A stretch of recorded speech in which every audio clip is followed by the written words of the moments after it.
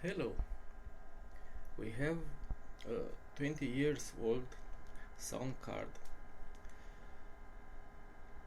a very good sound card. It has only digital outputs and inputs, optical and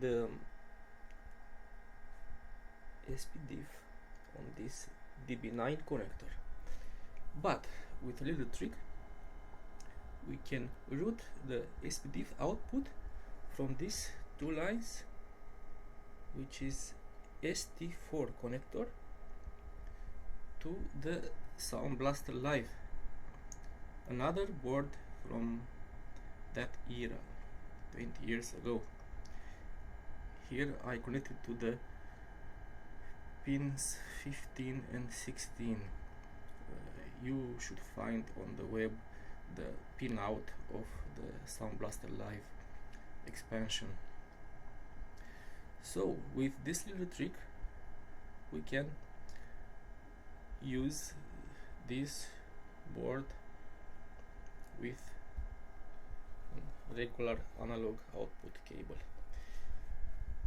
And if we do a test on this old PC with Windows 98 and using an very nice digital audio workstation, I would say AXS, we can hear sound of it.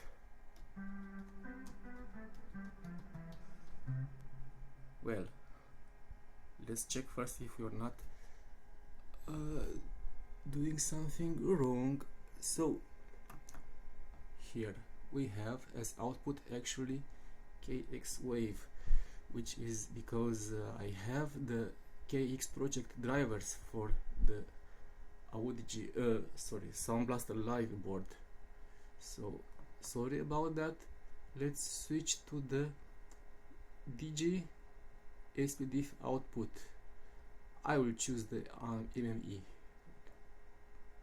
Let's scroll a little bit. Okay, and I use a keyboard, not a MIDI input, so it is working quite nice.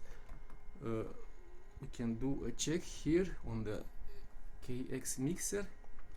If I mute the SPDIF, we have no sound. Let's try back with a lower volume, and it is lower, maybe too low. Yep, so it is working really well in this configuration.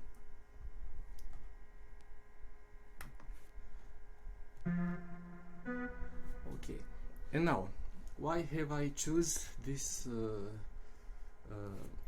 chain of boards? Because this application, it does not have ASIO output. It has only MME and DirectX.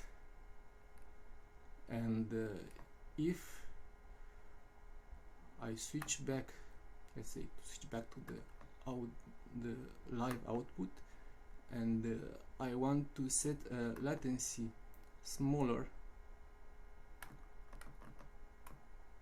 let's go to 5, the extreme. What do we hear? We hear garbage. But if we switch to the output of the RME, let's see the difference.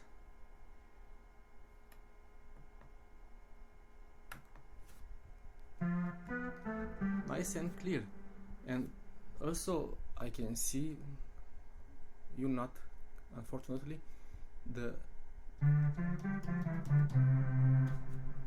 latency is much better, and and this is the first time I experience this with this application. One very important note here, we have to go before that in the settings of the RME board, and we have to set a buffer which is smaller than the value in the application.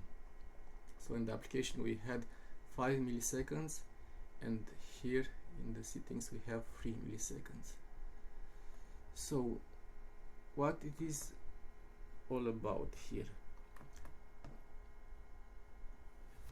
we can have for comparison the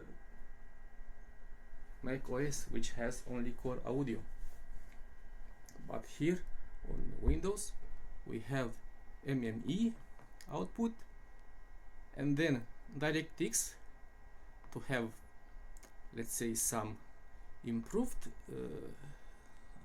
audio acceleration, and then of course ASIO. And what I want to show here, that even with this MME output, and by having outstanding hardware and drivers for that hardware, referring to the RME device, we can have really low latency. And keep in mind, this was 20 years ago. As a comparison, we have this MacBook Pro running Windows with the same application above, and here I have set up the same latency of 5 milliseconds, and let's see how it goes. Really garbage. So this means that this application with such hardware like the RME, it is really performing very well.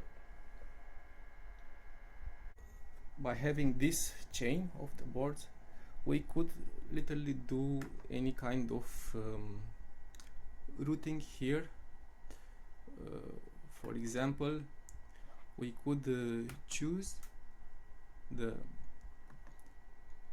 DSP output, which is somewhere around here, to go through different hardware accelerated effects from the Audigy,